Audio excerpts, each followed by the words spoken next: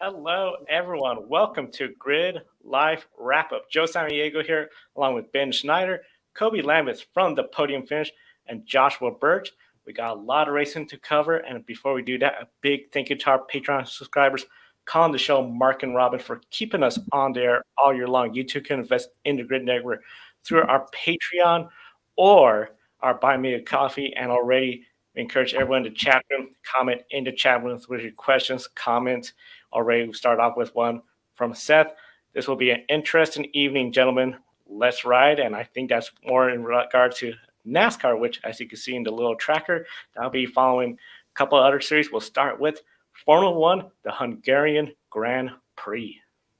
Yeah, we'll start tonight's ride in Budapest and enter in Formula One's summer break. One thing is clear.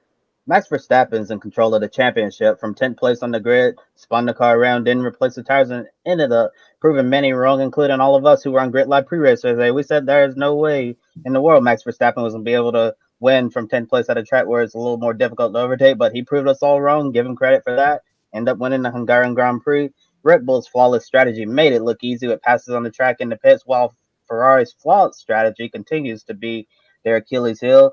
Max can finish second in every race moving forward and win the championship as Ferrari continues to struggle. Even if the Scuderia rediscovers their early season form with Charles Leclerc going on a tear and just days after Sebastian Vettel's retirement announcement, is Max Verstappen showing the potential to go on a similar run of dominance in Formula One, similar to Vettel's time with Red Bull? Well, first of all, I don't know, but I gave him absolutely zero chance. I mean, after all, it is Max Verstappen. You did have a very good car, but I did think coming from 10th on the grid was going to be a very tall order. The guy ended up spinning out at one point in the race, and he still made his way through and ended up winning. In no small part to the blunders from Ferrari, though, I have to say. Just they never let us down every single week. We're always talking about something that they messed up, and they invent new ways to lose these races and lose these championship points. And I think especially, I don't know if we have a graphic with the points up. I see we have the results, but I think it's 80 points now that Leclerc is behind Verstappen. So I almost feel ready to call it. Like, of course, if Verstappen has 3 engine failures in a row, I mean, you can see it right there. I mean, Sergio Perez is almost level with Leclerc at this point, for crying out loud. So, Verstappen can afford 3 DNFs and 3 Leclerc victories in those races with Leclerc running the fastest lap, and he still has the championship lead. So it's going to take a miracle at this point, I think, for Leclerc to be able to close the gap. I just don't see it happening with Ferrari's recent form. He might go on a little run here and win a handful of races, but Verstappen looks set to take this championship. That'll be 2 in a row, and then he'll already be halfway there to what Vettel was doing at the turn of the 2010s with his 4 consecutive championships. So, yeah, I mean, I think Mercedes, it's going to be hard to keep them down for the next 2 straight years. We're seeing that they're already starting to show a little bit more pace. Double podium for them again today with Hamilton second and Russell third.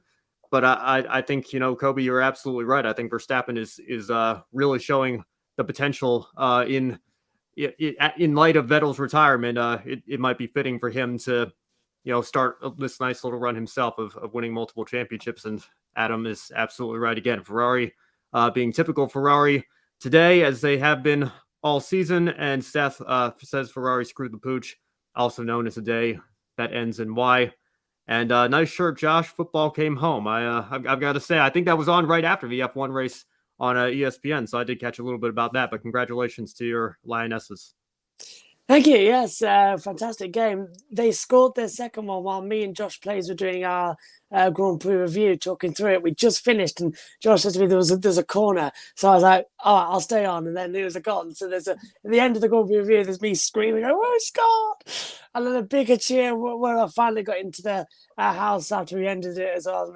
And we won as well. We haven't won in an international tournament in men or women's since 1966. So a long wait and definitely a fantastic achievement tonight as well. It's been a great game as well. And it was a great tournament as well throughout as well. It was constant goals and some things up there that are going to live in the memory. Was especially last time out as well, the last game in the semi-final, a back heel pass into the goal as well. You don't see many of those at all, but that was enough for the football. But showing support tonight as well, because we'll probably never win again.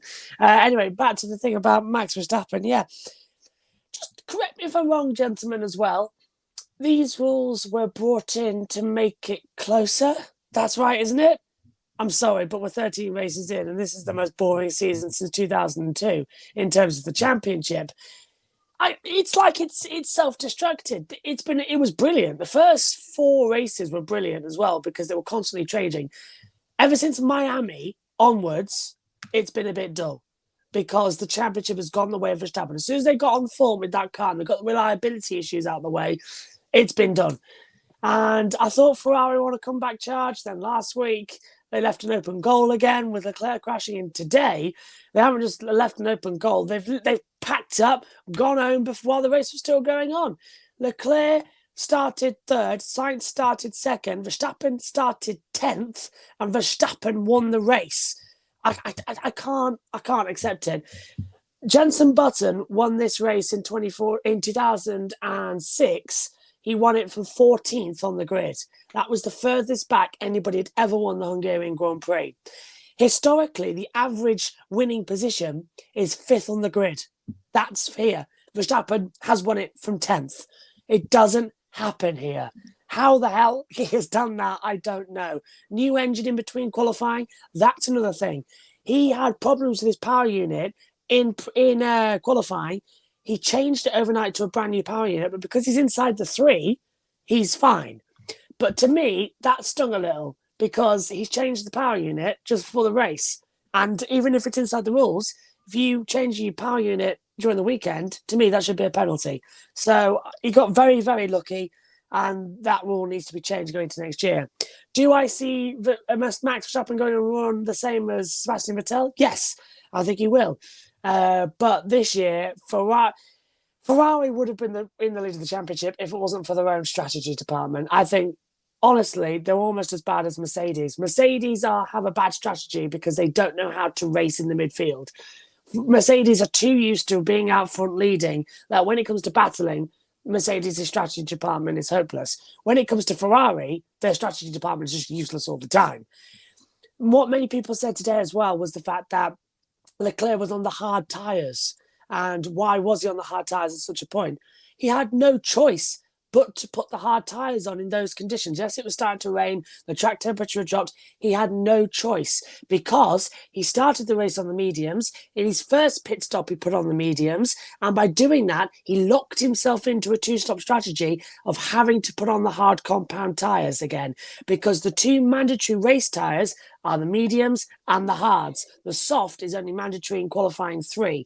So basically, they locked themselves into a 2-stop strategy when it wasn't necessary.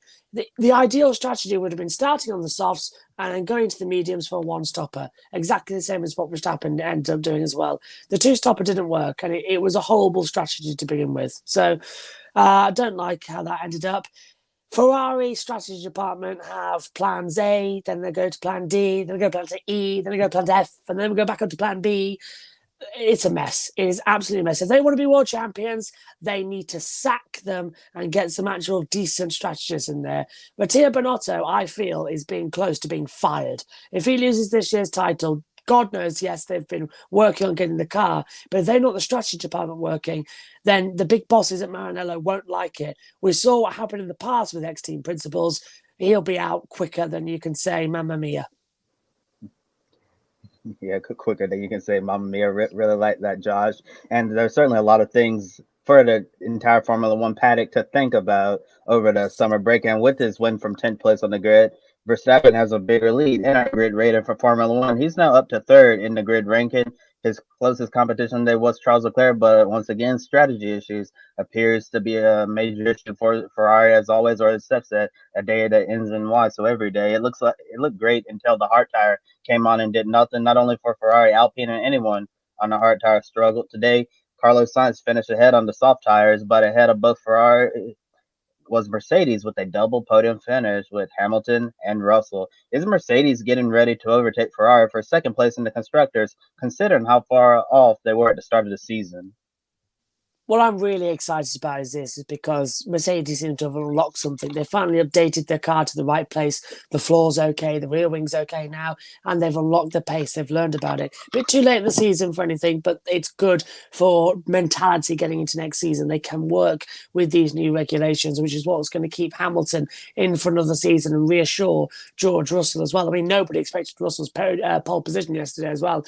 That came out of absolutely nowhere. So that was great news that the car's got pace.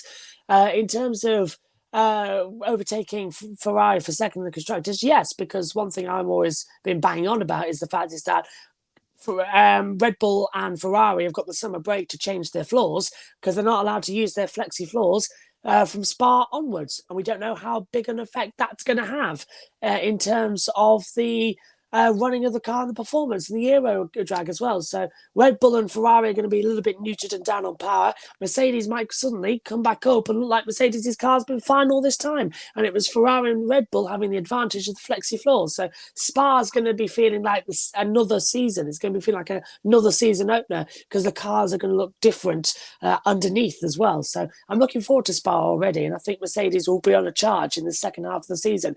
Don't write out them winning a race, both Hamilton and Russell, before the season's out.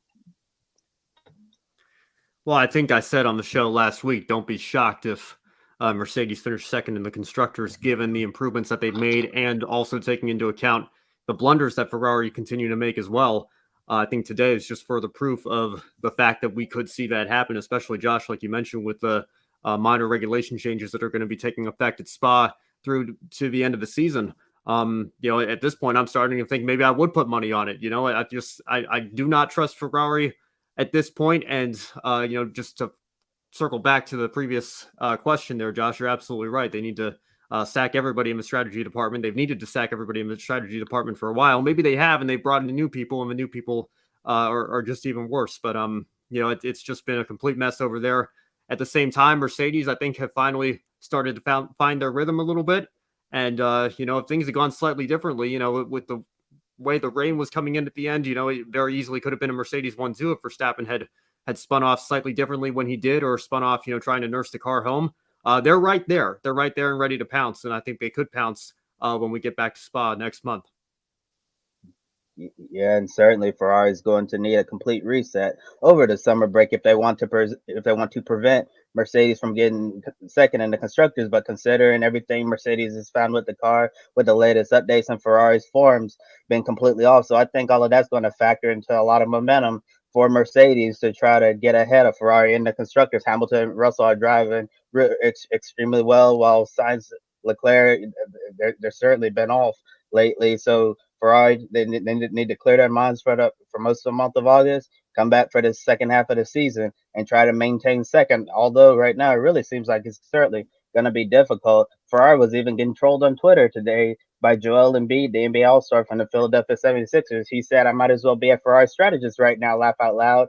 Every week is more incredible than the other." So everybody is pretty much catching on to the Ferrari strategy jokes that really be flying around Formula One. But overall, getting back to the point, Mercedes, I think they're going to be a serious contender for second, and the constructors and salvage what looked like at the beginning of the season was going to be a lost season. It may not be such a lost season now for the Silver Arrows. And like Ben was saying, I would not be surprised to see Mercedes win a race once Formula One gets back to action. And there's 9 races left in the current F1 season. This is Max Verstappen's championship to lose. It would take a very uncharacteristic season collapse to lose the title at this point. Opposite of the dramatic season in 2021 when Verstappen and Hamilton entered the last race tied in the points. The championship race was marked by controversy from Michael Masi, the former race director. Now, with so many new fans in the United States and elsewhere around the world, there's renewed interest in a younger fan base. And one has to wonder, could they see the fans complain about a boring championship? In 2003, Matt Kenseth won the NASCAR Cup Series championship with only winning a single race that year. He even wrapped up the championship early because nobody was as consistent as he was. NASCAR introduced the postseason with the chase and then the playoffs with eliminations round after round until the championship 4.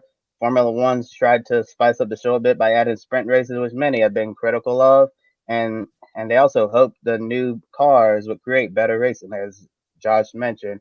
Are there concerns that a change in F1 fan base could cause the World Championship to completely overhaul the point system, the championship structure, making it harder for a driver to run away with the championship, or in simple terms, follow NASCAR's lead. I kind of want to walk off the set right now. Just the fact that we're even giving them these ideas and discussing it. What are we doing here? Listen, Ping pong. Yeah. Formula One playoffs. Formula One playoffs. There we go. Yeah. Going to the final race, you've got Verstappen and Hamilton and Leclerc, and they all three of them take each other out, and then Lando Norris somehow BS his way into the championship four, and he's your world champion, everybody, because he just happened to be in position. Listen, I mean, Landy Norris. Yeah. How did Lewis win all of his championships the last several years? I know last year was obviously an epic championship battle and everything, but I mean, I don't remember fans saying, "Oh, the championship's already decided. There's no point in watching Brazil or Abu Dhabi or Mexico or any of these races because he's already clinched the championship. So what's the point?" You know, but they need to artificially make things closer together to give, you know, Vettel and Ferrari or Verstappen and Red Bull or Bottas even his Mercedes teammate a chance to make things more interesting and guarantee that we have a championship go down to the final race. Enough of that. I mean, you've seen how polarizing it is in NASCAR. And by the way, NASCAR is never going to get rid of that because enough fans do like it and split the fan base that if you did go back to a regular season format, you'd have people complaining about how boring it is. But I think NASCAR and Formula One, you know, obviously we talk about both series on this channel and on this network. There are a lot of fans that follow both, but I think the fan bases, generally speaking, are not as overlapped as people might think. And I think a Formula One fan base would revolt the idea. And in fact, they already have. I think, you know, newer fans that got into it in the Drive to Survive era might not realize this, but in 2009, after the 2008 Brazilian Grand Prix, there was a medal system that was set to be introduced. Bernie didn't like the fact that Massa won the final race, but he was world champion for only 30 seconds because Lewis crossed the finish line and then took it from him after he passed Timo Glock and everything. So he had this idea of a medal system and the fact that, you know, we'd continue to tally points and everything, but whoever had the most wins at the end of the season, regardless of where they were, they'd be the champion. And it was so universally hated that I think it lasted a total of 3 days before it went away and was completely forgotten about. Thank goodness it was never actually implemented because that's a terrible, terrible way to determine a champion. And, you know, you want to bring NASCAR into it. 2003 would be the perfect example there. Matt Kenseth had a much better season than Ryan Newman, but he only won one race. Ryan Newman was off winning 8 races, but he was winning one week and wrecking the next. That's why Kenseth won the championship. So no, Formula One should not even put this on the table. They shouldn't even consider it. I don't think there are concerns within the fan base is going to be concerned about a boring championship fight. We frequently get that where a driver has an advantage going into the final race of the season that is insurmountable, and the fans still come back. They still watch because they still love the sport, and that's ultimately what it's all about. I don't see them going down the NASCAR road here at all. And what makes it special, what makes Abu Dhabi last year special, at least up until the controversy with the safety car and everything, is that happened naturally. After, what was it, 21 races, over 20 races of Formula One racing. And these two guys are down and tied to the half point after the epic battles and the epic season that Lewis and Max put on for us last year. They're tied going into the final race. And that's special because it happened naturally. It happened organically.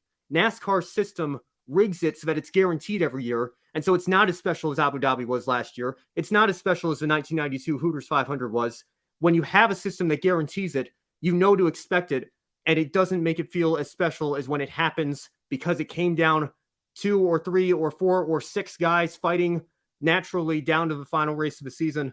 Formula One, don't even consider this idea. I think it's kind of silly that we're even entertaining it and discussing it here right now. But that's my thoughts on it. I think you probably already knew where I stood. I agree, yeah. And to throw it back to what we talked about in one of our preseason shows as well, last year I think was one of the greatest seasons of Formula One we've ever seen because it had just a little bit of everything in it as well. From one week it was drama. I don't think there was a dual Grand Prix, maybe Monaco, involved as well. Even Monaco had its drama in qualifying. So there was something great every weekend last year. And let's not doubt it, we've had some great racing this season as well. But it has felt a little bit like they've changed the regulations a bit too much in terms of the fact is that, yes, it's close to racing, but it's damaged a bit of the soul at the moment. We had such a great season last year. And of course, every fan and everybody's going to want to say, let's have that again, because it's addictive. But as you said, Ben, because it happens once, it becomes so special. I still haven't forgotten that last race. I can remember calling the last couple of laps and how dramatic it all was as well. And whether it was right or wrong decision is still being debated. But I remember past seasons as well last year. I can remember overtakes from last year as well and how good it was. And then everyone glories it as well because of the title fight. But if you think about everything from lower down the field, it wasn't actually a great season. It was quite a boring mid-race pack. Unless Lewis and Max were fighting at the front, nothing really was going on further back. Whereas this year, no one's really fighting up at the front, but we've got action in the mid-pack. Cars can follow each other. We've got racing going on. So it's sort of half a dozen of one, half a dozen of the other situation as well. I do like the idea that this is the start of a new regulation era and that we've got to give it a year. I also try and remember that every weekend is different. I as a commentator, I come into this weekend and say, right, what am I looking at this weekend? What are the stories here and now that we're going to see as well? And I try and take it on that point of view and enjoy the race, not the championship. Because if you think of the championship, it gets a bit depressing, to be fair. 80 points ahead after half the season. I mean, if I was Italian, I'd shoot myself with pasta, to be fair. But still, going on with it as well, the championship is done. But as a stat, I always like to point out, as well as after I worked it out, it's not over just yet. It would take something incredible for Verstappen to lose it, but reliability issues have been creeping in again this weekend. 2007, Kimi Raikkonen came out of nowhere and took the title away from Hamilton and Alonso because McLaren self-destructed as well. They had a shocking second half of the season, and Raikkonen was consistent and got the title. Now, Red Bull and Ferrari could self-destruct here as well, but one of the two must come out on top because the Mercedes is so far back. So it's whoever self-destructs worse after the summer break with this floor drama. So there's loads to look forward to still in the second half of the season. Don't write it off just yet. Something could still happen, but Verstappen definitely has one hand on the title. And to wrap up, I've said since 2010 when this point system came in, it's too big. It's too big of a gap and it offers too little points. I think the best point system in motor racing at the moment is that of MotoGP, where they've got 25 points for a win, 20 points for second, 18 for third, 15 for fourth, and so on. It goes all the way down to 15th place with 1 point. I think it's a very good system because it gives everybody the chance to get points, and the slowest 5 at the bottom as well are always those that are struggling. But that makes it interesting. It gives some more cash in the prize fund to that of Williams and Haas, who were struggling in the previous season, and Williams still struggling this year as well. It gives everyone a fighting chance. And what I do like about MotoGP as well, if you retire and you're 15th, you don't get any points in the board. They start capping you as well. So maybe that could be a system as well to stop people running away with points. Say Verstappen and Hamilton crash, or Verstappen and Leclerc crash, I should say. One of them's down in 14th, one of them's in 15th, and they retire. They're still classified as points finishers, but they don't get any points. Something like that needs to come in. Not to artificially create the championship, but try and level the playing field a little bit, try and make it a bit more fair. And I think try and reduce this close down of 80 points in the title for the same amount of retirements, for the same amount of bad luck. As we've got Humperdinck here saying F1 is the most exciting racing series on the planet for the last 2 years. Series should take cues from it, not the other way around. Fair point. It has been the most exciting, and definitely as well. I enjoyed today's race immensely as well, and it was quite weird not having my usual co-commentary team, but me, myself, and Josh Plays did absolutely brilliant, and absolutely enjoyed it as well. And it was a good race. And Spa, I'm looking forward to actually seeing a race there for the first time since 2020. Yeah, Josh. I actually watched a little bit of the 24 hours of Spa this weekend, and the renovations to the track looks absolutely marvelous. Really looking forward to Formula One getting back there again. I know there's a lot of questions whether it's going to be on the schedule next year or not. I'm sure we'll find that out in due time. Maybe the next several weeks or months or so, we'll find out officially if Spa's going to be on the schedule. Really love the upgrades they did at Eau Rouge and Radion, make it a lot safer so we don't see any more horrific crashes like we saw with the late Antoine Hubert. And getting back to what you were talking about with the MotoGP point system, I think it would be interesting if Formula One decided, to add more points finishers instead of just 10 drivers scoring a point. Add in 5 more, and then you get 15, and that would be a lot better than doing something, like NASCAR where you're completely overhauling the point system or even introduce like a playoff format. I don't think that's ever going to happen in Formula One. I think that's an extremely unlikely scenario that they really just do a complete overhaul and try to manufacture something to try to keep the championship close. And I think we really should appreciate the 2021 F1 championship battle between Hamilton and Verstappen, because those seasons only come around like once on a blue moon, so it's not going to happen often. So you better appreciate it while you can. And sometimes you really get a stinker title battle, and it seems like this year is going to be one of those years, and maybe with another year in the regulations, with the new regulations next year, we'll see a more competitive title battle rather than Verstappen just starting to run away with the championship. Be interesting to see. I definitely agree with everyone on the points you all mentioned. Another series that hasn't switched into any playoff, and one of the traditional systems we see is the NTT IndyCar. No stages, just you get points for wherever you finish, first place to last place, you're earning points. And one of the big things this year has been super competitive for the IndyCar Series. They were at Indianapolis Motor Speedway, but the road course again for the Gallagher Grand Prix, which saw a chaotic first lap, which saw Will Power, Pato O'Ward, and Marcus Ericsson all get involved in some sort of contact. At the end, Will Power, he still managed to get third place, a podium finish. One of the big things, he's been consistent all year long. So as you'll see, he is the new points leader. Alexander Rossi got his first win. It is the first time he's won since Road America in 2019.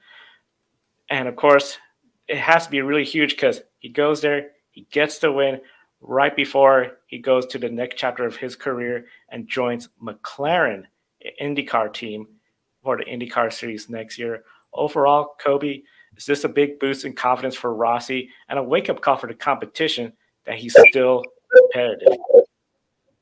I said, well, I don't know if it's a wake-up call this year in terms of the championship, because Rossi's still far down. And overall, I think this is just a huge confidence boost for Rossi and Andretti Autosport. Andretti Autosport has certainly been struggling across the board as an organization with some reliability issues and all of that. And Rossi, it seems like what for the last 3 years, like what can go wrong, what will go wrong for that number 2017. He's just had such horrendous luck in the last few years, and for him to finally get a win gives him validation. I still got this. I can still be one of the top drivers in the NTT IndyCar Series. Just a few years ago, a lot of us would label him as a top 5 IndyCar driver, and now you might just barely put him in the top 10 or on that, right on the outside looking in. And it was a really strong performance by him. Unfortunately, his teammate Cole Herta hopped over that curve. Something broke on the car. It seemed like Herta was destined to win that race, but Rossi was able to take advantage of Herta's misfortune to get the job done and sit on the top step of the podium once again at the Indianapolis Motor Speedway, and what could be the final time with Andretti Autosport and Rossi team joining forces together. I think it was fantastic, that race as well, for Rossi as well. I think it's a wake-up call for him, definitely, as well, because how many times has he been leading races and something's happened to either the car, or he's throwing it away himself, or the pit stop strategy hasn't worked out. I think that was a big wake-up call for him internally that, hey, I'm really good at this. I'm still a race winner. He's going to go to a new team with McLaren next year, where we don't know, whether it is IndyCar, whether he goes anywhere else. I hope it's IndyCar as well. And he's going there as a race winner, finally, after 49 starts. He's done it. Road America 2019 seems so long ago now. It was before the pandemic, and he did a great race. And I think the competition for next season will be very, very worried if he does stay in IndyCar, because we haven't had any confirmation yet. I hope we have. Someone can correct me if I'm wrong, if he's staying or not. But I think the competition can be very worried, because Rossi on form is unbeatable. He's one of the greats that we've had in IndyCar for a long, long time. He's a rookie winner of the 500 in 2016 as well. As an American, he won the 100th running. That is, I still say to this day, poetic and fantastic. And he has been competitive. He was running the run for the title at one point. So yeah, he's going to be big up there as well. The field will get worried with that one, and he won it with dominance as well. After it was a bit like watching the old Rossi. It suddenly flashed back in front of his eyes. It was lovely to see. And I was very happy and emotional actually commentating on that race. Yeah, very exciting to see Rossi get that win. A couple of comments in the chat room with Seth. He's good for Rossi. He has been way too long, but another heartbreak for hard luck Herta. Yeah, definitely big, tough break for him.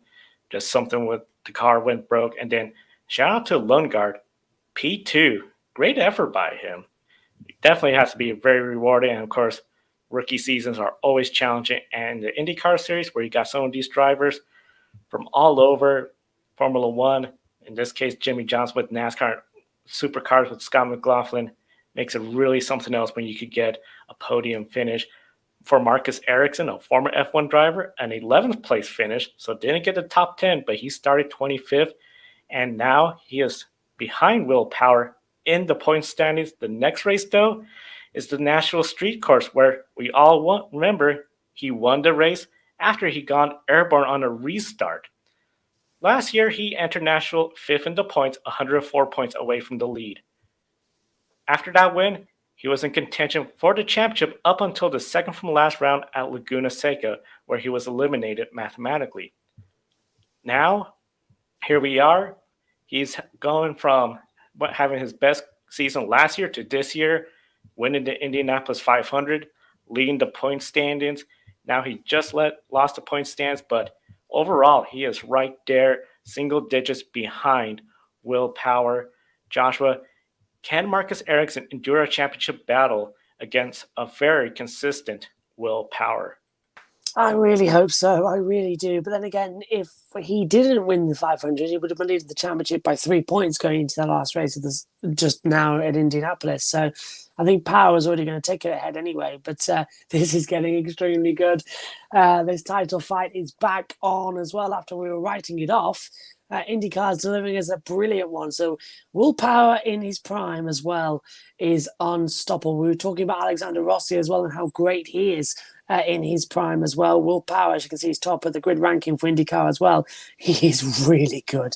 And we're going to a street circuit now at Nashville, as you said, where last year he had a special affiliation for and a special appetite for his teammates. And he was biting out of Penske's left, right, and centre. And I actually told Megan midway through today when our paths crossed in the commentaries that it is Nashville coming up next weekend. And immediately her face dropped, her eyes widened, and a look of fear came upon her as well. Because what was supposed to be a 2-hour race last year for Megan and me turned into 4 hours commentating on that race. And it was one of the best of the year. So bring on the Music City as well. It's going to be absolutely brilliant. And I can't wait to see what the title fight's got next. I think Ericsson stands a very good chance of doing the double victories back to back. I'm a little surprised Ericsson's been able to hold the championship lead this long. You know, I know obviously Indy 500 with double points was going to be a major boost for him, but, you know, to his credit, he's continued to drive very, very well. And, you know, only just now is losing the points lead to Will Power. But, you know, given the experience of Power and how great he's been for so long and the 3 championships that Power lost early in his career before breaking through in 2014 and the fact that it's been so long since he's won one of them, I think, you know, I have to give the edge to Power here. I hope Ericsson can make it interesting and stay in the fight, but given the choice between Power or Ericsson, I'm not a betting man, but if I were, my money would probably be on Power to take this championship fight. Although you can't count out, you know, Newgarden, Dixon, Ward, and Palou, I would say, are all still within striking distance. Anybody else further back, it's going to, you know, really take a miracle to kind of bring them back in. So it's not over by any means, but I would go with Power if I were a betting man. Not over at all. Will Power definitely has to be one of the favorite. Marcus Ericsson. The one thing I think of last year when Alex Palou was leading the championship, Palou credited talking to Scott Dixon, Jimmy Johnson for giving him the tips and advice. If I was Ericsson, I'll be talking to Dim because you're in a pressure situation going for the championship. Now you're 9 points behind. Some drivers might cave under the pressure. He needs to rise up and contend for that championship throughout the rest of the season. Now, at IMS, 6 drivers' championship hopes were extinguished. That includes Helio Castroneves, his first full season with Meyer Shank Racing, winless. Callum Eilert, he's in his rookie season with a small team. Jimmy Johnson, still learning second season. Other notable drivers, of course, Kyle Korver, David Malukas, and Takuma Sato all out of the championship picture for 2022.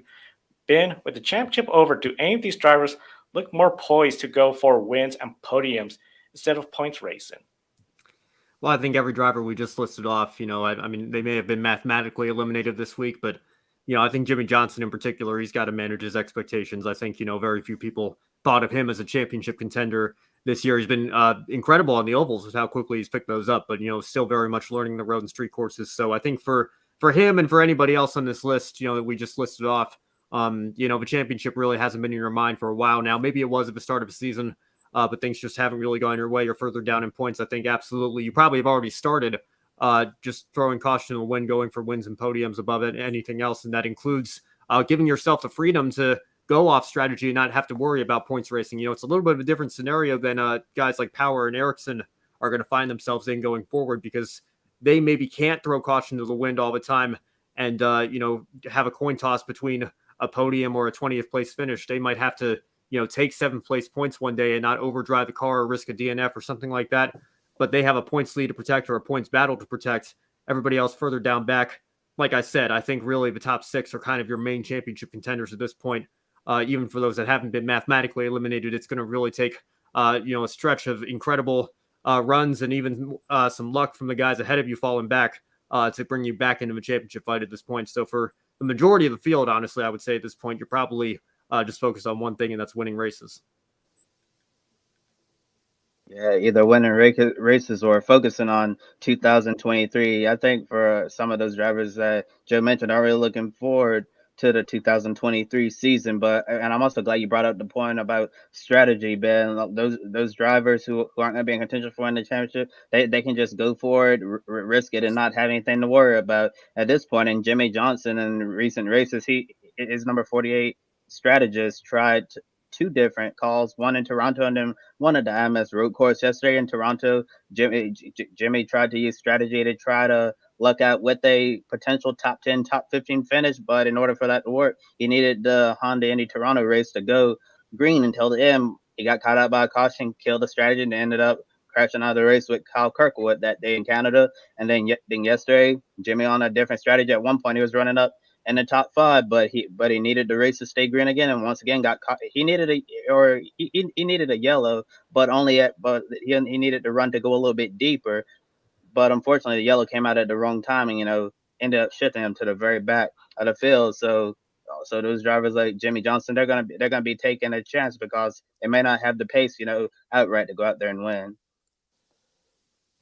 Yeah, Jimmy Johnson's been really impressing me this season as well, running all the ovals as well and doing extremely well as well. I thought he might have won at Texas the way he was running as well. I certainly thought he was going to win one of the Iowa races when he was up there as well. I can't remember who told me this stat as well, but I think the majority of Johnson's NASCAR wins came on ovals, didn't they? There's only like 2 or 3, maybe even 1. Sonoma 2010 is the only one. I was correct. Okay, so that was the only road course he won at. All the others were ovals. That is right. Oh, good. Right. So I was the right stat then. I defer to my colleagues on those as well. I thought so because he's a natural oval racer, so it's looking good. And I'm liking how he's picking up on the road courses after a very tricky season last year. Looking through the rest, Kyle Kirkwood and Takuma Sato, they are 2 accident prone at the moment as well. Sato's always been accident prone, to be fair, even during his Formula 1 career. David Malukas, I think, is one of my picks to see him win a race. He's constantly been in the top 5 during race runs as well. He drops off in the last stints, but he's quick. Helio Castroneves, he's going for some silly maneuvers. The car's not quite quick this year as well. I think he's trying too hard. That's weird coming from Helio. So I think he's got a couple more wins in him, but maybe not this season. Callum Eilert, again, has been quite quick, but he's stuck in that midfield battle as well and having crashes on the opening lap. So out of all those drivers I've been talking about, watch out, I think, for David Malukas. I think he's going to be our next maiden winner. David Malukas will be thrilled. I remember interviewing him in Portland. He rated his Indy Lights season 10 out of 10. If he was to get a win, definitely, I think he'll be really high on that list. And, of course, IndyCar will be following the season as it comes closer and closer to the championship. One series with only one race weekend left ahead, Formula E, and we'll be wondering who will be the champion. And before I go into Formula E, Joe, I wanted to add a little bit more on about David Malukas. So that team Delcorn Racing, they're expected to expand to a 3-car operation next year, with Malukas expected to return, despite rumors of him possibly replacing Alex Palou in that number 10 NTT Data Honda. And Sato's expected to return as well in what could potentially be Sato's final season of IndyCar racing before retiring in 2023 in that 3rd car. It's been heavily rumored that it could be the front runner in the Indy Lights Championship, Linus Lundqvist, taking that ride. So be on the lookout for some possible silly season news coming up soon from Delcorn Racing. And now talking about all the things that happened in London, Formula E season is down to 2 races to go, taking place in Seoul, South Korea. And the championship has opened up. Jake Dennis and Lucas Degrassi won race 1 and 2 respectively. Dennis finished second in the second race, almost completed the weekend sweep. Van Dorn, the second and 4th place finish, keeps the points lead. Eduardo Mortar lost second place in the points to Mitch Evans, as Evans DNF'd in the second race.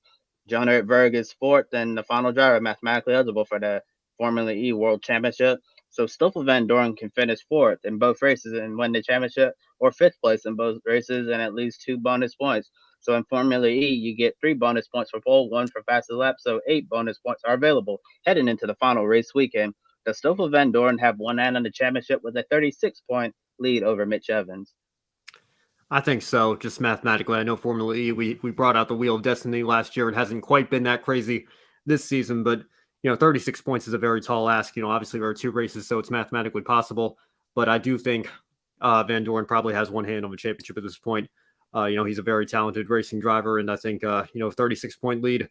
He's probably safe. He shouldn't go out and just pedal it around. He should still go out and try to maximize his effort in the final race here. But I think ultimately it's probably going to be too much for his competitors to overcome.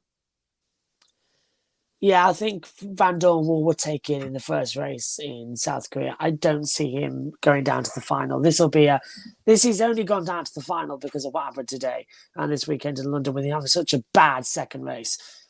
So I reckon this will go down to round 15 out of the 16. That's it, all done. Me and Megan actually discussed there was an option, very outside chance Van Dorn could have wrapped the title up today as well, but thankfully it didn't happen, which I was very worried about missing because, of course, I missed the Formula E second race today. It's the first one I've missed commentating on in 7 years as well, since season 2 Putrajaya, because they moved it from 6 a.m. my time to 4 a.m. I slept through it and I couldn't see the race for 3 months, but I did manage to commentate on the highlights at least, which all had every lap and every second bar 20 seconds from lap 12. So it was all there. Adam says Van Dorn, to me, has one hand on the Formula E title. And I agree with Adam. I completely with you, Ben, as well. He's got one hand on the title and he'll have that second hand on it by the end of Saturday. The only problem is, though, for me, is that it's not my mum's 60th until they put August the 17th, but it's her birthday party on Friday the 12th. That finishes at 12. First practice starts at 12, which means I will leave the party and go straight to the commentary box and do all night as well before doing touring cars during the day. So that weekend in 2 weeks could be very entertaining for me in terms of trying to fight off fatigue. I'm going to need some coffee, guys. Yeah, Josh, you're always so busy, a jack of all trades, covering so many different racing series. I have no idea how you still have a voice right now. Typically going in and out. By now, all the hours of commentary you're doing this weekend. Another incredible job by you. And got a comment there from Michael Tiller, said if Stoffel Van Dorn has one hand on the title, then there's a good chance he has it.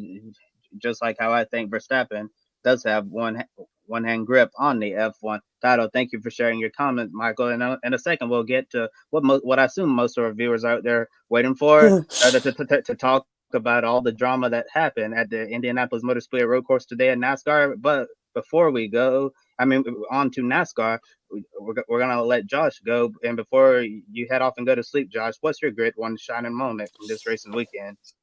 Okay, I've got 2. One is the Lionesses. I think I've got to say that as well. The men last year lost in the Euro final against Italy on penalties as well. It was a bitter blow as well to everyone who supports football in this country as well. And for the women to bring it home, I'd like to point out, everyone's been saying on Twitter, it doesn't really count, does it? No, it counts because it's the first trophy for football in this country in international competition since 1966.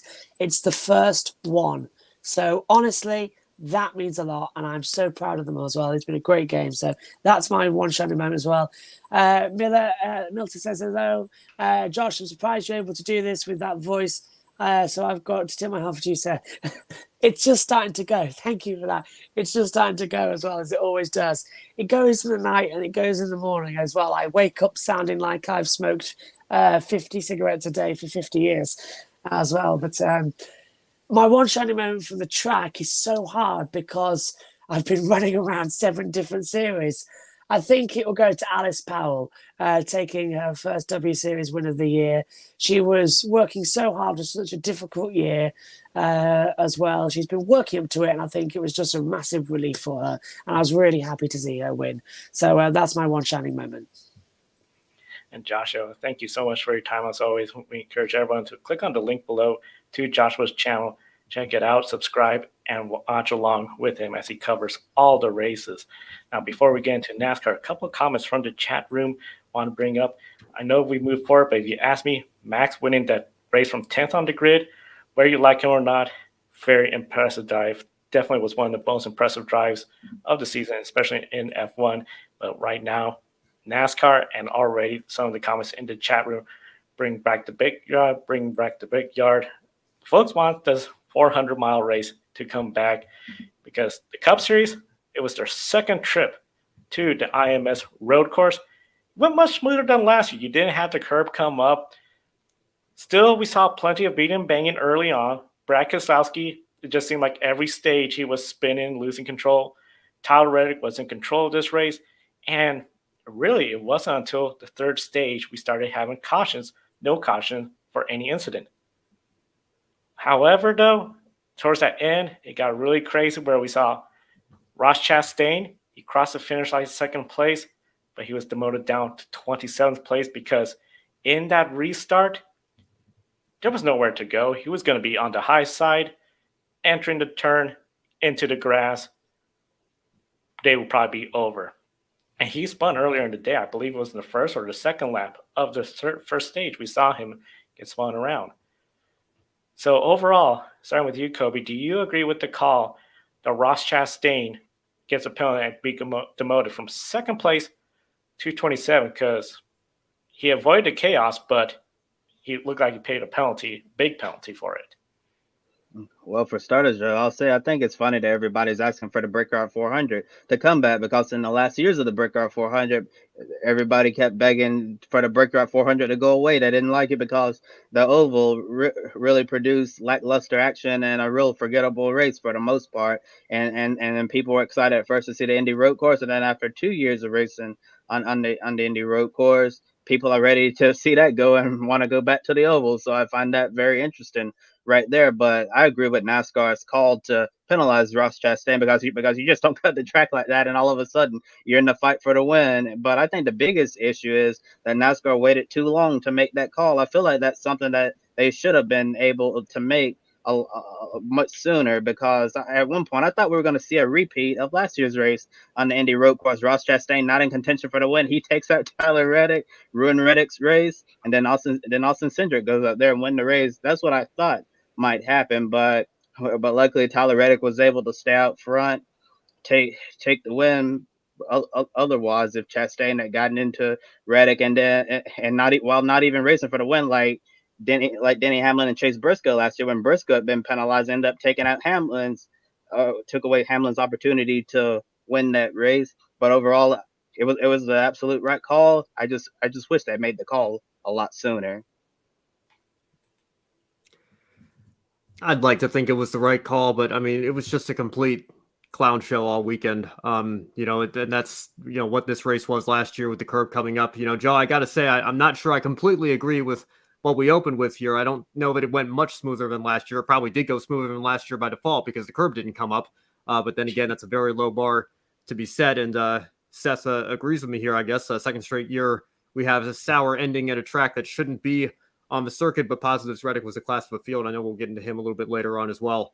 I frequently say on this show, when something happens that I don't like, or it's a very frustrating time to be a NASCAR fan because something's going the direction that you don't like. I'm not going to say who cares or I don't care, because if I didn't care, I wouldn't be talking about it right now. But I really am at that point today. I was part of the crowd this week that was reminiscing on the Brickyard 400, and all the great memories of that race. I know most of them came before 2008, but the NASCAR relationship with IMS is just so broken right now. There was a great point that people brought up as well. Kobe, like you were mentioning, everybody's begging for the Brickyard 400 to come back, but at the same time, do we really want to go back to a race that typically was a little bit lackluster, that only put 40 to 50,000 people in the stands at best when the track holds 6 or 7 times that at full capacity? Just something needs to change when it comes to NASCAR's relationship with this speedway. And I don't know if that's going back to the oval at this point. It honestly might be just taking everybody down the streets of IRP. The Truck Series race, which we'll talk a little bit more about on tomorrow's Encore show, was absolutely fantastic.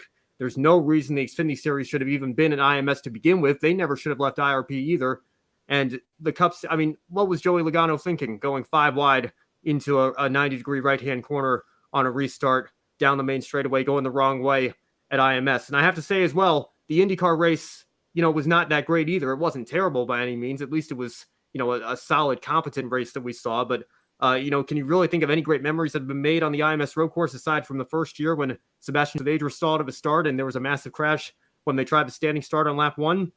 I think the IMS Road Course was obviously finished to bring Formula One to the track, and now Formula One they've been gone for a decade and a half. Joe, like you mentioned, they have the race at COTA now. They have a strong presence in the United States anyway. Maybe the IMS Road Course as a whole has outlived its purpose, but NASCAR, if NASCAR is going to be at IMS, they should be making left turns on the oval. It was just absolutely pathetic this weekend, and that's why I say, did they make the right call? I can't even blame Ross Chastain, because if that's an option to shortcut the course, I can't blame him for not wanting to be in the middle of all that destruction and carnage going into turn 1 when drivers are taking it 5 wide. So, did he cut the course? Did he break a rule? Yes. So NASCAR got the call right. I do agree with you, Kobe, that they should have made the call a little bit sooner than they did. But at the same time, I can't blame the guy. I wouldn't want to be going down into turn 1 with the so-called 40 best drivers in the world doing what they were doing today either. So I can't blame him for trying if he thought that was going to be a safer road to take. But ultimately, he did break a rule. I guess NASCAR still has those, and he should have been penalized for it. I think they made the right call, but they should have made it sooner. Before I get to my answer, a couple of comments from the chat room. Another positive: 3 rookies in the top 5 for the first time since 1994. Bubba McDowell with really good runs. Ross must really think we're sort of stupid explaining this situation. It's something else where, man, we saw some crazy action today. I never once vouched for the Brickyard 400 to go away. We know there was a lot of fans that didn't, but there was a lot of fans that were just, I guess, more vocal the last time we were there in the Oval. Seemed like they wanted, and then of course some people saying they want the Brickyard to come back. Overall, I get it with the fans. They probably were just, okay, the Brickyard 4 hasn't delivered the last few years, but now we have a new car. The racing, I think, will be very different with this new car at Indianapolis Motor Speedway. I think one of the big things, you look back from 1994 up into the early 2000s when it was a big sold-out crowd, the racing wasn't the greatest, but I think the novelty was still there. NASCAR at Indianapolis Motor Speedway. Now that it has worn out, you got to think, how can we bring the fans to the race and enjoy the show we put on the track? Is it the road course? Is it the oval, the super speedway with the new cars? It's going to be really interesting to see what happens. Discussions about, will it rotate between the road course oval? It'll be really interesting. We encourage everyone to chat room, share your comments on what you think is the best solution for this. And really, as you mentioned, Ben, compared to last year, now let's set a low bar. First 2 stages, caution-free for incidents.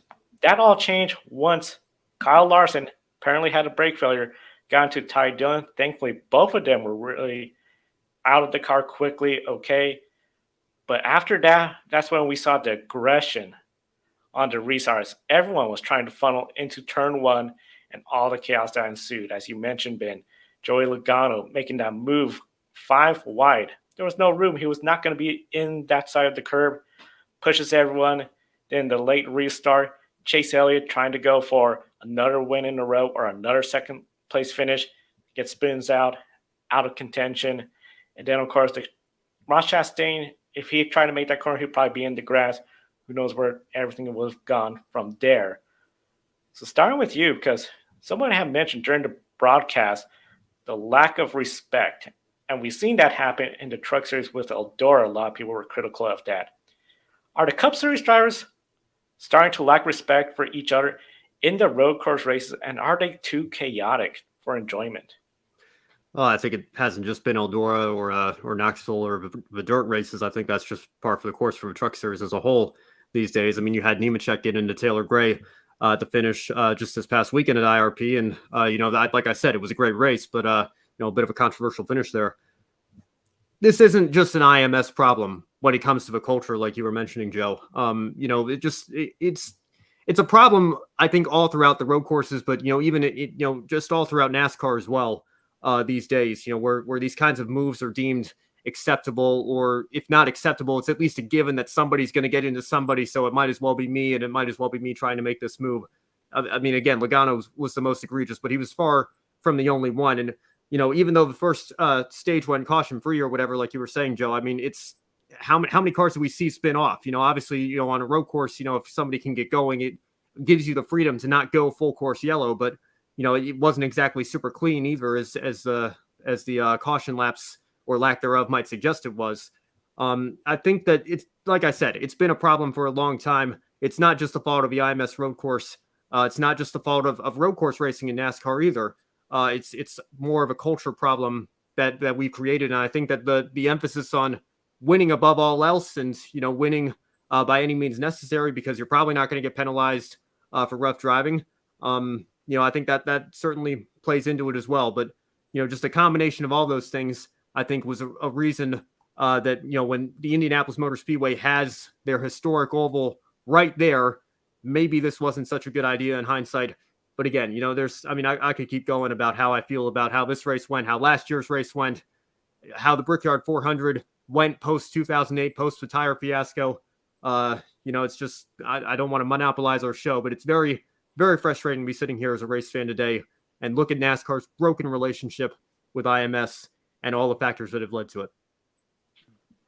And as we talked about on yesterday's show, Roger Penske said that NASCAR is going to be back at IMS next year and is expected to take place on the road course again, while 2024 and beyond, they'll consider moving the race back to the oval and bringing back the Brickyard 400. And also the idea is an alternator. 1 year you race on the road course, and then next year they run on the oval. It's certainly going to be interesting to see what NASCAR, IMS, Roger Penske are going to decide to do with the future of NASCAR racing at this historic speedway. And yeah, there's certainly a lot of respect among the drivers on the road courses and some of the other tracks as well. And if you take a look at Twitter, you even have a couple of drivers, basically begging for the Brickyard of 400 to return. Denny Hamlin said, "Bring back the Brickyard," and Eric Jones posted a small clip of the Cup cars going down into turn 1 at Indy counterclockwise on the oval. So I certainly think there's a growing number of people, probably already a much higher number of people than we think, who want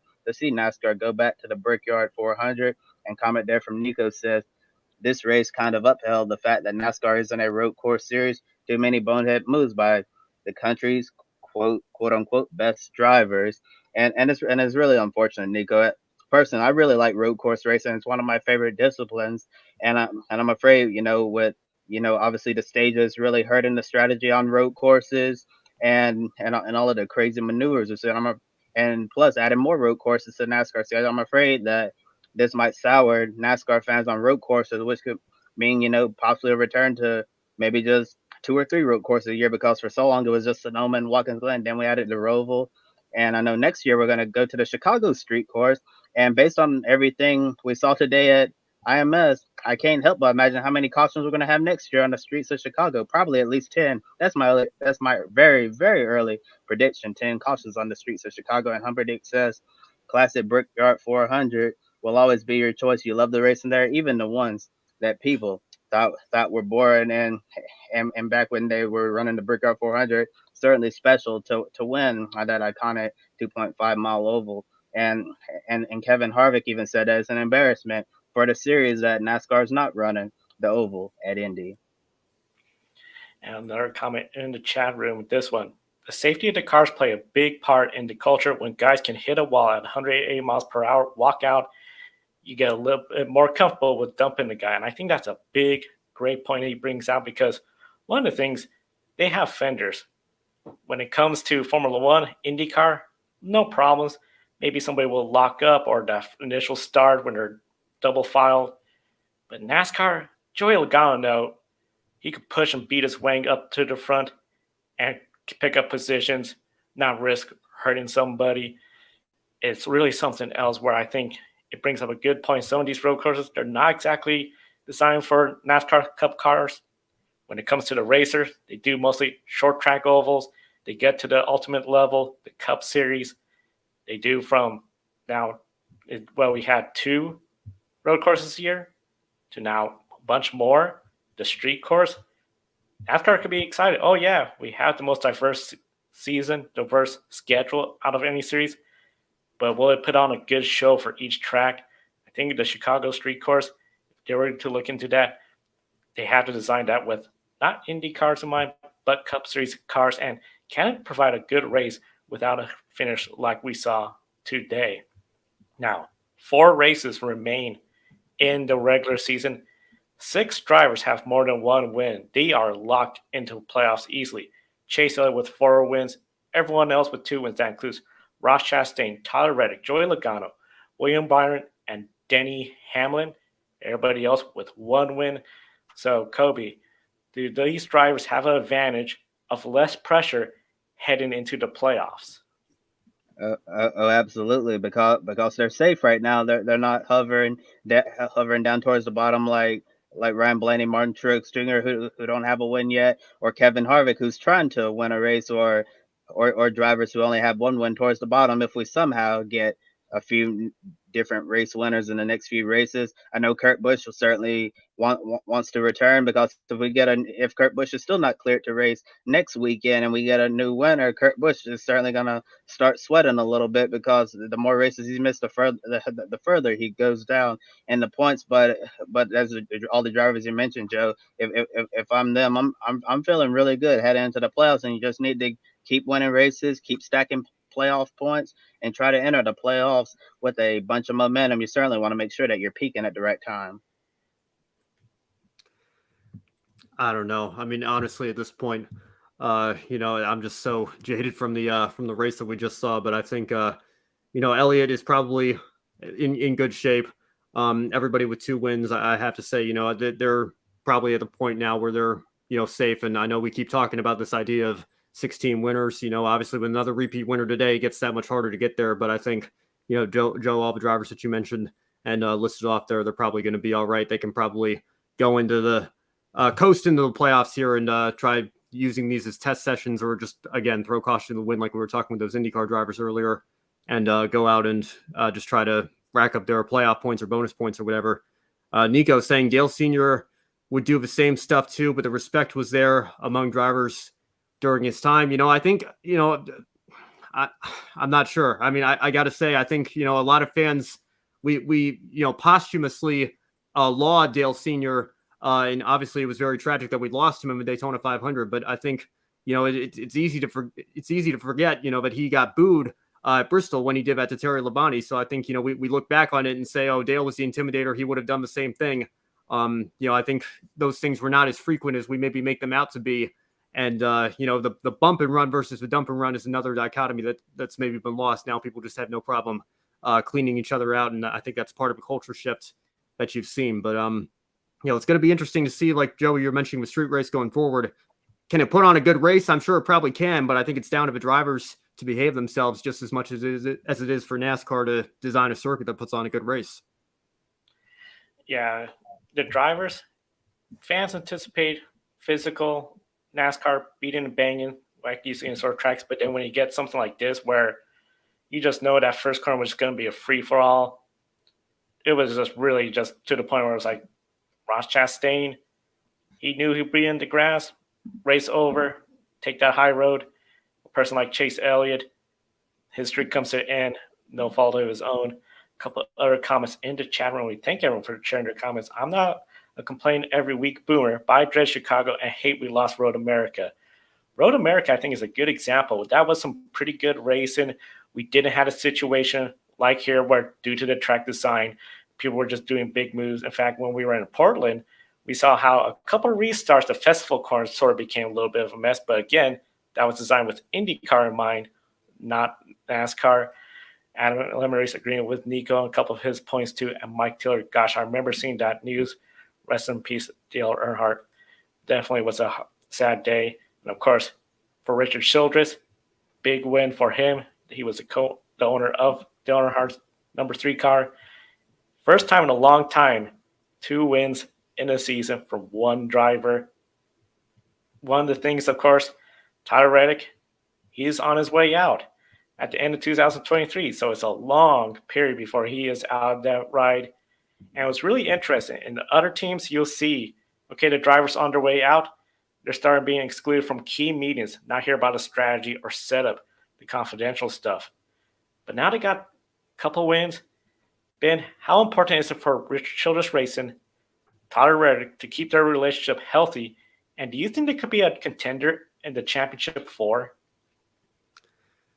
Well, I don't know about Championship 4. I think they might make it into a round of 8, but I got to say there were some interesting comments from Richard Childress today on the post-race show. I mean, your driver literally just won the race, and I felt like it might have been a not-so-subtle dig at how this was handled by Tyler Reddick, comparing it to when Kevin Harvick announced in 2012 that he would be at Stewart-Haas from 2014 and beyond, but they'd see out the 2013 season. That's kind of exactly what Reddick is doing right here. So I think it's going to be very important for them to keep their relationship healthy, obviously, as long as Reddick's still a championship contender this season and then into next season as well, assuming that he improves on this season and makes the playoffs again. Joe, I don't know if you can afford to exclude him from team meetings if there's a championship on the line, especially if he's the only car. We'll see if Austin Dillon can sneak into the playoffs with a win here in these final few races as well. I know he obviously is a Daytona 500 champion and has run well on super speedways before, but I think Reddick is certainly the team leader at RCR at this point over Dillon with how he's been running. I think it's very important that they stay on good terms with each other. And, I don't think they've gone full Alex Palou and Ganassi just yet, but, it doesn't seem like it's exactly all sunshine and roses over at RCR with Tyler Reddick in his situation either. And I think, it's important that they at least maintain a level of mutual respect that's going to allow them to not be distracted by the future so that they can focus on the present. I agree with you on Tyler Reddick's championship hopes, Ben. I don't see them being a championship 4 contender so far, but I think they could easily make it into the round of 8, but who knows? Anything is possible. And for a team owner who wins at the Indianapolis Motor Speedway, for some reason, Richard Childress really didn't seem too happy with the win today, and that's really surprising to say. I found the exact quote that Richard Childress said about his current relationship with Tyler Reddick after Reddick announced he was going to 2311 Racing. Richard Childress said that Kevin Harvick and I talked through this whole deal, and we made a joint announcement. He won 4 races that year, and we almost won the championship. This one didn't happen like that. So it sounds like Richard Childress is still really bitter about losing his I guess, quote unquote, franchise player, the overall team leader at RCR. Tyler Reddick, one of the best talents that RCR has had in a very long time, and they let him out the door, and he went on to 2311 Racing to join Denny Hamlin, Michael Jordan's operation there. And it's super important that they keep their relationship intact. I mean, Tyler Reddick is giving them a whole bunch of notice, believe 18 months at a time, a year and a half, for them to figure things out so they can find the next driver to number 8 Chevrolet. It's not like Tyler Reddick pulled a fast one on them very, very last minute. So I think he's actually doing them a favor by letting them know as soon as possible so they can start working on plans to move on to the next driver. And it certainly seemed like there's still some tension there. Reddick even said today was the very first time he's seriously had a chance to talk to Richard Childress since that announcement. I don't know how often drivers talk to their team owners, but I think it's pretty telling that Reddick admitted that today, the day you won is the first time you really had an opportunity to have a conversation with Childress since that announcement happened. It really seems like Richard Childress is still very unhappy with Reddick leaving his organization. Give him his big break to go into the NASCAR Cup Series, but overall for the rest of the season, I think Reddick said it best after he won the race, that the number 18, they're going to need to be professional about it, put their heads together, and go out and do the job until the very end. I don't think they're going to cut him off from data this year or anything like that, or like exclude him from certain meetings. I think if that happens, it will probably be towards the end of next year. If they make it into the playoffs in 2023 and he's out of the championship hunt, I think that's the point, when they start to cut him off from several things. But for right now, they all have to be professional. They have a job to do, and despite there seems to be some tensions going on there, they can still go out there, be competitive week after week, continue to win on several more races together, and possibly take home a NASCAR Cup Series championship. It'll be something else if they could do that, take home a Cup Series championship. Todd Reddick, a win, that could help some with the relationship, but as you said, from Richard Childress, he didn't look exactly like the most excited person, considering he just won at the Brickyard 400. And a comment from the chat room, I just remember something. Have you discussed Sebastian Vettel's retirement from F1 after the season by any chance? We did on yesterday's program as well, a little bit about the legacy. We encourage you to check out, but definitely, I think we all agree, Sebastian Vettel leaving the F1, retiring, be interesting what his next role is going to be, whether it's an advocate, maybe some role with the sport. Huge loss to see him leave, four-time champion, but what a great career. One of the things, of course, we're looking at another driver that's leaving a huge legacy, a dominant legacy, Shane Van Gisbergen.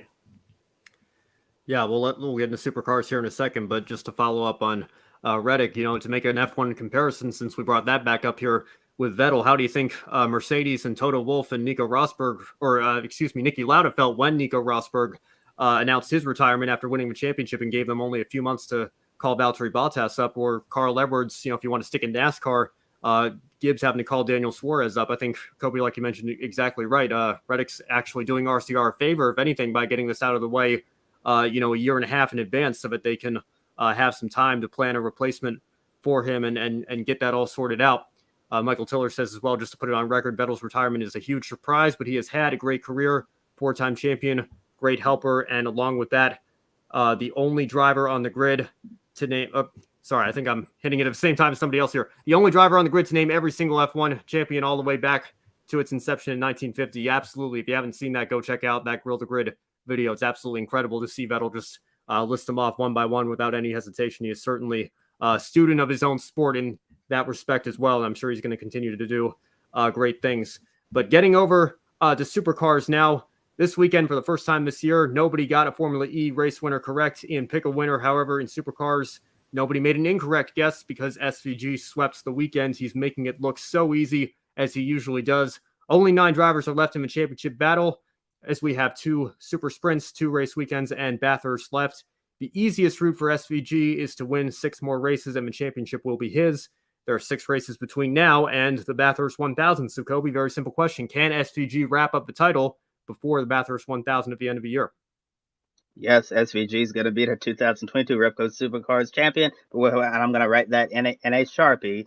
And it's just really incredible what SVG is doing right now. There's literally nobody who's close to him right now. As Adam Limmery said best, SVG is on another planet right now. He has one hand on this Supercars championship, and kind of like Max Verstappen, it would have to take an absolute, unbelievable, unprecedented season collapse for Shane Van Gisbergen to lose the championship at this point. And like we were talking about in yesterday's pre-race show, he had a 323-point lead after the first race at the Bend Motorsport Park. So that means he was like an entire race weekend ahead of the competition. And you see now is that advantage has gone up to 393 points over second place Cam Waters and Anton De Pasquale in third place in the point. So Shane Van Gisbergen, like I was saying, he can literally just take Sandown off the next race weekend, and SVG would still leave as the championship points leader. It's just such an incredible thing that he's doing right now. And right now, I really feel like the race is really for second, because SVG is on an island all by himself, and I see him wrapping up this championship well before the Bathurst 1000, and looking at the new Supercars regulations for next year, kind of like F1 did this year. They wanted to promote closer racing. I'm sure the rest of the Supercars feel is really going to be hoping that the new regulations will even the playing field, so they have a shot at Shane Van Gisbergen. So maybe Red Bull Ampol Racing Triple Eight operation. Maybe they'll start off next year behind, but who knows? They might run out of the gate firing on all cylinders, and it might be another SVG show. We might as well rename the series the Shane Van Gisbergen Supercar Series, because he's absolutely blowing everybody out of the water. Yeah, Shane Van Gisbergen blowing everyone out of the water to command and lead in the grid ranking. We'll get to that in a little bit, but before we do, we want to do a little bit of a racer spotlight, starting with some of the female racers. Alice Powell, of course, she ended Jamie Chadwick's winning streak at the Hungarian ring. NHRA in Seattle, just up the road from us, Erica Enders, Brittany Force, they both made it to the finals, but both of them coming short of the win. However, big congratulations over in Spa. First time for Darian Pint, Rahel Fry, Sarah Bovey, and Michelle Gatton, class winners at the 24 hours total energy of Spa. Huge congratulations to the Iron Dames on their impressive victory. And of course, we'll be talking more about this in Thursday's show, The Women in Motorsports. Also, taking a look at the African American Racial Association and some of the black drivers competing across the country. Roger Carruth at Indianapolis Raceway Park, 8th place. He still leads the ARCA Menards Points Championship by 1 point. Then J.R. Todd, he made it to the final round, but unfortunately 1 spot short from claiming the win. Then over in Racing Pride, Abby Eaton finished ahead of her partner, Jessica Hawkins. Sarah Moore, her best finish of the year, while in Formula One, Alfa Romeo had a really rough go this weekend at the Hungarian ring. And of course, links to all the sites in the video description below. And before we go into the grid ranking, a couple of comments. Congrats to Alice Powell, and SVG's on another planet, one hand on the Supercars title. We want to thank everyone for continuing the chat room. Be sure to keep commenting as we go throughout the rest of this program. And as we get into the grid ranking, Max Verstappen is now 3rd, closing in on SVG. SVG extended his lead over Kalle Rovanperä, and Jamie Chadwick is still 5th behind Will Power, and you see the rest of the top 10 there as well. Joe, I want to ask you about Max Verstappen. If his dominance continues, could he overtake SVG in the grid ranking? I say yes. I think he's very capable of doing that. Max Verstappen, the Formula One series, their strength of competition, much more stronger than the Supercar series, because the Supercar series, Shane Van Gisbergen is just making that look really easy. Max Verstappen, yes, he made today's race look a bit more easier, going from 10th, spin, win. However, we know Ferrari, if they could put everything together, they could take some wins away. Lewis Hamilton, George Russell, Mercedes, they look back into it. Overall, Max Verstappen, he could continue getting wins. I think he could easily catch up, because we saw last year, Shane Van Gisbergen, last race of the year, lost the grid ranking when he had it won, but then lost it to Sebastian Ogier.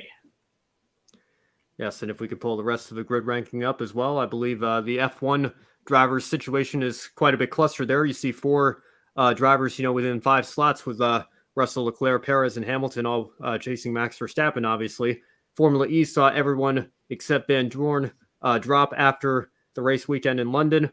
Each rider's top series, or each series' top drivers or rider are as follows: SVG, Rovanperä, Verstappen, Power, Chadwick, Fabio Quartararo, Stoffel Van Dorn, and Ross Chastain. So, Kobe, who is the biggest surprise to you out of everybody I just listed off in their respective racing series? Well, Ben, I think the biggest surprise for me certainly has to be Ross Chastain. And if Chase Elliott hadn't got dumped on that restart at the very end, I have a feeling Chase Elliott would be ahead of Chastain right now, because Chase has been extremely consistent lately with so many finishes, first place, second place, first place, second place, all of that. But Chastain, I really feel like his form this year, he's really become the driver that a lot of us thought he would with Chip Ganassi Racing, but unfortunately, he didn't really show the form that we expected to see during his time with Ganassi, and he's been very strong with Trackhouse. But the biggest issue with Ross Chastain is that he kind of drives in over his head.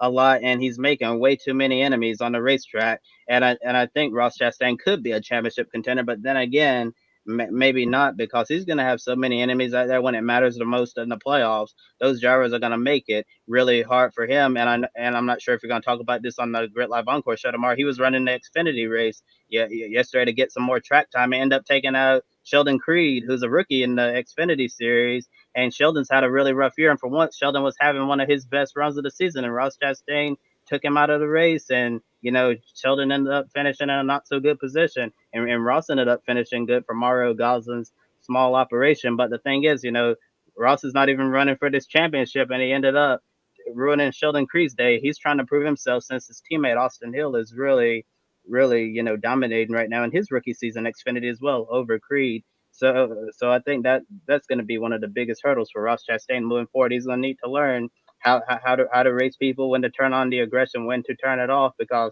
right now I don't see how in the world he's going to remain the top NASCAR driver in the grid ranking if he keeps making enemies, because at some point people are going to have enough and they're just going to put him in the wall, kind of like Denny Hamlin did at Pocono.